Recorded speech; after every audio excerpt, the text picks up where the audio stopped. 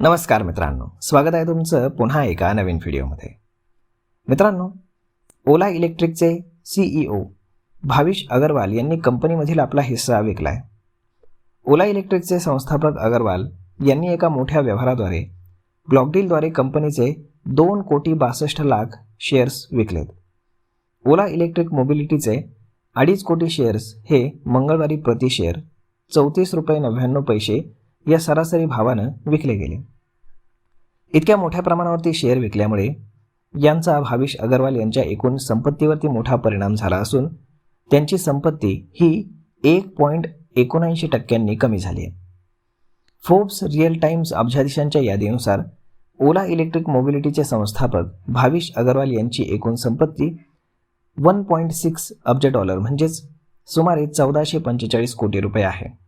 परंतु या शेअर्स विक्रीमुळे अग्रवाल यांच्या संपत्तीमध्ये एका दिवसामध्येच 27 कोटी रुपयांची घट झालेली आहे.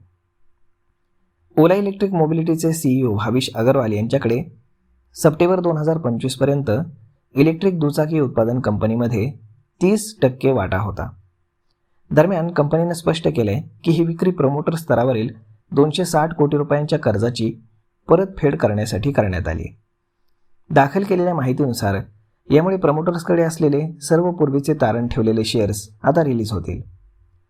चालू आर्थिक वर्षांच्या सप्टेंबर तिमाहीपर्यंत ओला इलेक्ट्रिकमधील प्रमोटर्स आणि प्रमोटर गटाची एकूण भांडवल हिस्सेदारी ही 36.78% होती. आता इलेक्ट्रिकमधील उर्वरित 58.35% हा हिस्सा सार्वजनिक भागधारकांच्या मालकीचा आहे.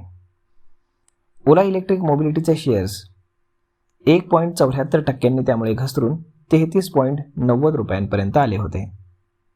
तर मग मित्रांनो, अशा पद्धतीनं भाविश अग्रवाल जे कंपनीचे प्रमोटर आहेत तर त्यांनी आपले शेअर्स विकलेले आहेत.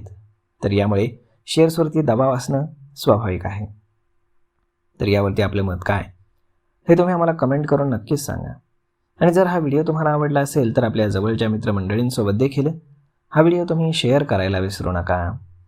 धन्यवाद.